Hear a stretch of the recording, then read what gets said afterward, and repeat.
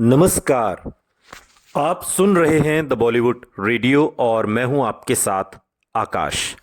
दोस्तों, आज के इस पॉडकास्ट में बात राजेश खन्ना, शबाना आजमी और फिल्म अवतार की। एक ऐसी फिल्म जो राजेश खन्ना की वापसी की सबसे बड़ी ब्लॉकबस्टर बन गई।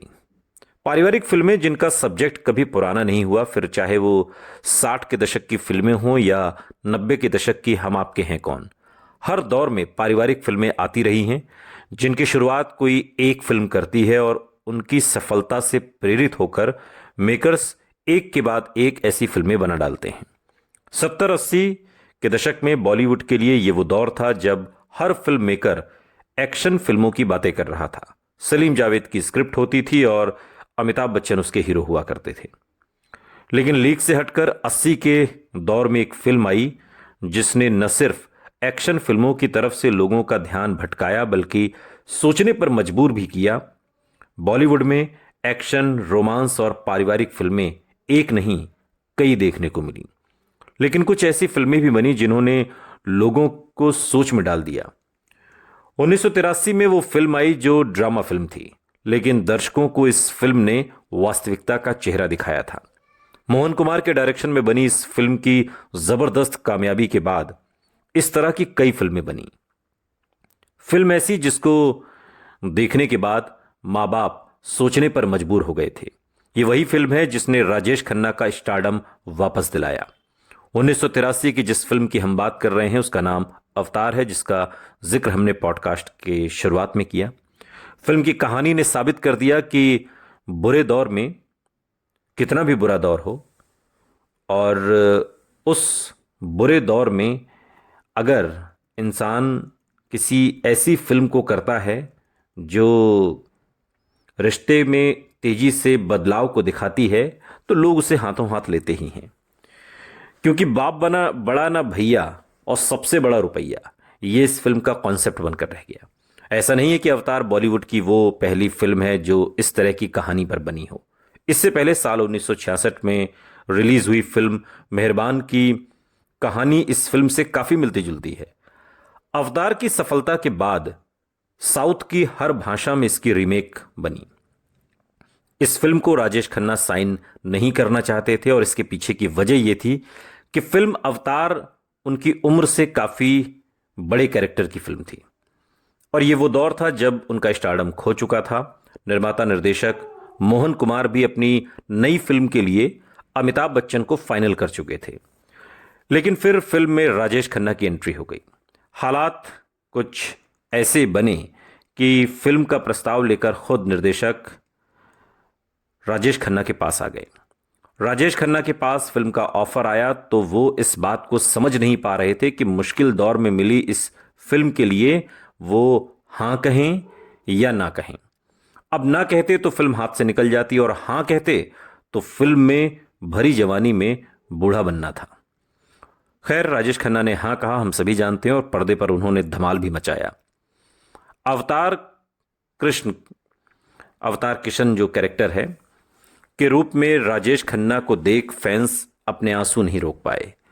ये वो फिल्म थी जिसे नौजवानों से ज्यादा उनके माँ बाप पसंद कर रहे थे और बॉक्स ऑफिस पर एक भूचाल सा आ गया था और वो लोग मुंह ताकते रह गए जो कह रहे थे कि बस अब राजेश खन्ना का समय चला गया। ये फिल्म उनके करियर की सबसे सफल फिल्मों में से एक रही। इस फिल्म का टाइटल पहले राधा रखा जा रहा था, लेकिन बाद में इस फिल्म का नाम बदलकर अवतार कर दिया गया, जो राजेश खन्ना के कैरेक्टर से प्रेरित था। इस फिल्म से ही गुलशन ग्रोवर ने अपने सशक्त अभिनय की मौजूदगी को दर्ज करवाया। हालांकि इससे पहले उन्होंने कुछ फिल्में की थी, लेकिन वो पहचान नहीं मिल पाई जो पहचान फिल्म अवतार ने गुलशन ग्रोवर को भी दी। इस फिल्म में उनकी एंट्री का किस्सा भी मजेदार है। दरअसल गुलशन की हालत अच्छी नहीं थी और कहा जाता है कि एक बार वो शबाना आजमी के सामने अपने जूते इसलिए नहीं उतार रहे थे क्योंकि उनके मोजे फटे हुए थे। लेकिन शबाना टैलेंट को जानती थी। वो गुलशन को देखकर समझ गई थी कि एक मौका इसको मिलेगा तो ये बताएगा कि क्या कर सकता है। शबाना आजमी ने गुलशन को फिल्म के डायरेक्टर से मिलवाया और उन्होंने फिल्म में एक्टर को नेगेटिव रोल के लिए साइन कर लिया और इस तरह गुलशन ग्रोवर की इस फिल्म में एंट्री हुई। इस गाने में एक गीत है जो बड़ा दिलचस्प है और बहुत धार्मिक गीत है, जो आज तक बजाया जाता है। इतने साल हो गए हैं, तकरीबन 42 साल से ऊपर का समय हो गया है, लेकिन आज भी ये गीत बजता है। गीत कौन सा है? चलो बुलावा आया है, माता ने बुलाया है। और इसी फिल्म का हिस्सा ये गीत काफ़ी मशहूर हुआ और इस गाने की शूटिंग के लिए 7 मार्च 1982 को डायरेक्टर साहब राजेश खन्ना और शबाना आज़मी कटरा पहुंचे। और तब वहाँ कड़ाके की ठंड पड़ रही थी। मुंबई से अगर वो कोई बच्चा लाते तो उन्हें डर था कि वो वहाँ जाकर कहीं बीमार न पड़ जाए इतनी ठंड में, चूँकि बम्बई के मौसम का मिजाज अलग होता है और जम्मू का अलग। इसलिए उन्होंने शूटिंग में एक कुली के बच्चे को ले लिया, वहीं के स्थानीय कुली के, ताकि वो यहाँ के नेचर को बर्दाश्त कर सके। शूटिंग के दिन राजेश खन्ना और शबाना आज़मी दोनों नंगे पैर माता के दरबार की ओर बढ़ने लगे। यात्रा के सभी पड़ाव पूरे करने के बाद फिल्म की यूनिट शाम 7 बजे मां के भवन पहुंचे और रात के 1 बजे का क्लाइमैक्स शूट किया गया। रात को बर्फबारी भी हो गई, लिहाजा गाने के बचे हुए हिस्से को अगले दिन शूट कर लिया गया। ये गाना 2 दिन में पूरा हुआ था। बर्फबारी की वजह से पूरी यूनिट 4 दिनों तक वहीं फंसी रही और नमक का कर्ज अदा करने वाले सेवक और एक लाचार मालिक जिसके बेटे बुरे वक्त में पिता का साथ छोड़ देते हैं, दोनों के भावुक रिश्ते को दर्शाती फिल्म अवतार ड्रामा फिल्म होने के बाद भी दर्शकों को वास्तविकता का एहसास कराती है। 1983 में आई फिल्म अवतार का प्रभाव लोगों पर इस कदर चढ़ा रहा कि इस फिल्म को देखने के बाद भारत में कई बुजुर्ग दंपतियों ने अपने घर के मालिकाना हक को वापस ले लिया, जिन्होंने अपने घर का स्वामित्व अपने बच्चों को दे दिया था या उनके नाम कर दिया था। उन्हें डर था कि उनके बच्चे उनके साथ भी वही कर सकते हैं जो इस फिल्म में राजेश खन्ना और शबाना आज़मी के बच्चों ने अपने माता पिता के साथ किया है। ये एक चलन इस तरीके का चल गया था। हालांकि बात के दिनों में आपने देखा कि बागबान एक ऐसी ही फिल्म आई जिसकी कहानी बिल्कुल अवतार से मिलती जुलती है। शबाना आज़मी बात के दिनों में एक इंटरव्यू में फिल्म अवतार से जुड़ा किस्सा, उसकी शूटिंग से जुड़ा किस्सा, खासकर वो गाना जो बहुत मुश्किल परिस्थितियों में फिल्माया गया, चलो बुलावा आया है, माता ने बुलाया है, उस गाने से जुड़ा किस्सा इस इंटरव्यू में सुनाती हैं। शबाना आज़मी कहती हैं कि राजेश खन्ना संग अवतार की शूटिंग का जो वाकया है वो शूटिंग वैष्णो देवी शाइन में की गई थी और काफ़ी मुश्किलें हमने झेली।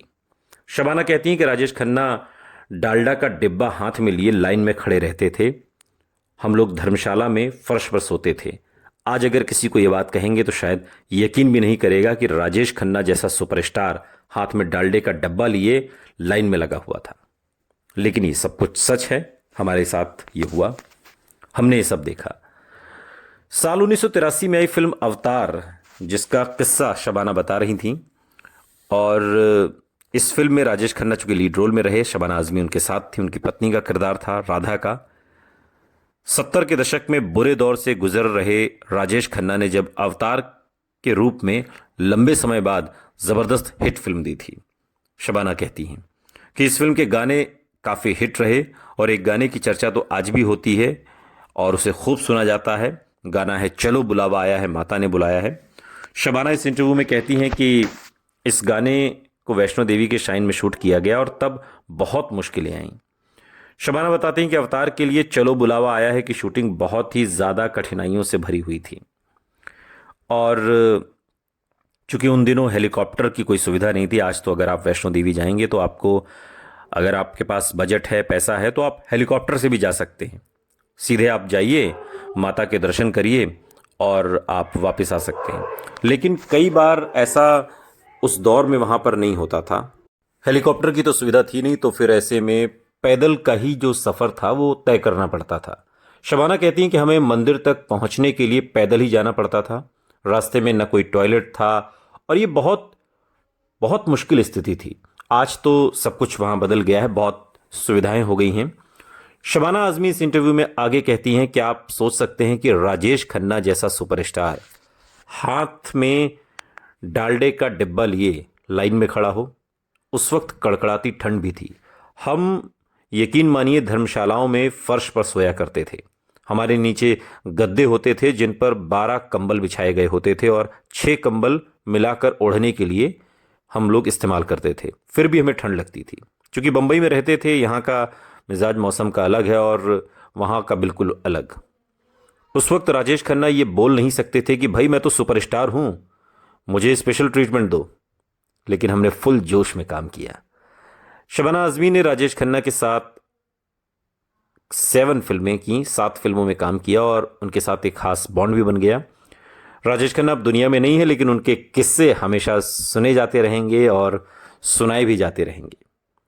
और खासकर अवतार फिल्म जिसकी हम बात कर रहे हैं, जो साल 1983 में रिलीज़ हुई, लीड रोल में शबाना आजमी और राजेश खन्ना ही रहे, हालांकि ढेरों कलाकार इस फिल्म का हिस्सा हैं। लक्ष्मीकांत प्यारेलाल का इसमें म्यूजिक है और मोहन कुमार का निर्देशन है। ये फिल्म व्यावसायिक नज़रिए से सुपर डुपर हिट रही और समीक्षकों ने भी इसको सराहा। जो लोग कहा करते थे कि राजेश खन्ना का समय खत्म हो गया, दौर खत्म हो गया, ये फिल्म कमबैक के लिहाज से बहुत बेहतर फिल्म थी। फिल्म ने कई फिल्म फेयर पुरस्कार भी, नामांकन उसमें अर्जित किए, नॉमिनेशन मिला। हालांकि राजेश खन्ना की बजाय मासूम के लिए नसीरुद्दीन शाह को सर्वश्रेष्ठ अभिनेता का पुरस्कार इस साल मिला था। और इसी साल सौतन और अगर तुम न होते के लिए राजेश खन्ना की ये जो 2 फिल्में आईं, ये भी बहुत सफल रही। एक तरीके से राजेश खन्ना के अच्छे दिन लौट आए थे। लेकिन जिस अवतार की बात हो रही, इसकी कहानी ने लोगों को अपनी ओर खींचा। जो कहानी लिखी गई फिल्म अवतार के लिए, वो आज तक लोगों के जहन में बसी हुई है। उससे पहले भी, उसके बाद भी ढेरों फिल्में आई, लेकिन अवतार की जगह एक मील के पत्थर की तरह हो गई।